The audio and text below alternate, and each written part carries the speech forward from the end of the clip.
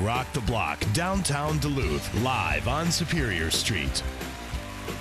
Thursday, July 23rd, the Accelerati, between 4th and 5th Avenues West on 1st Street.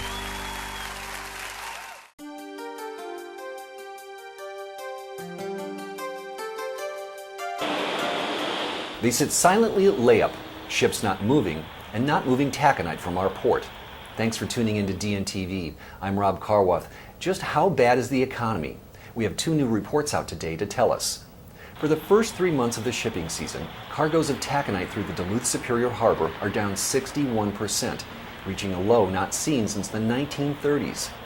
Another report shows unemployment in the 3-county metro area at more than 10%, the highest in decades. And some Iron Range communities are approaching double that.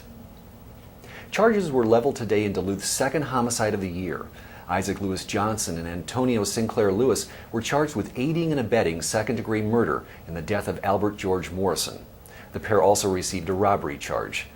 Morrison's body was found behind the YMCA downtown last week. The 2 suspects are apparently blaming each other for the killing, according to court testimony today. And the Duluth Huskies are getting some major league talent.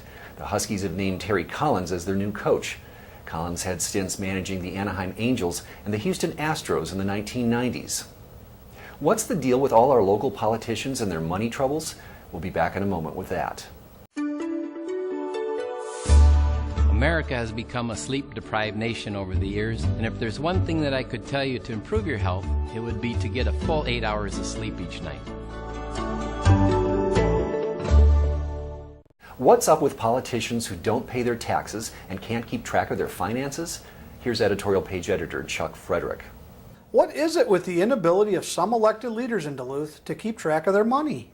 In May, City Councilor Tony Cuneo hustled to pay off $9,000 in overdue property taxes just after the news of his delinquency broke. Then City Councilor Charlotte Gardner had trouble recalling how much a $1,500 trip to Japan cost her and how much was paid for by the Sister Cities program. That's after she had voted to grant the organization $94,000 over the past 2 years.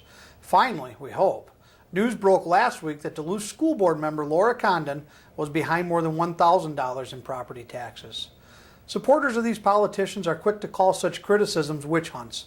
They point out that Gardner was cleared of a conflict of interest charge by the city attorney and that Cuneo's and Condon's acts of tardiness were personal matters. But anyone who runs for public office must meet a higher level of public scrutiny.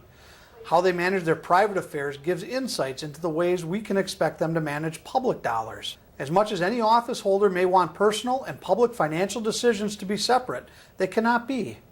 Voters certainly should be able to expect that people with the authority to raise taxes pay their own taxes. And if you're handling public money, well, please do try to get a handle on your own. That's the latest, but click back here to DuluthNewsTribune.com for updates 24/7.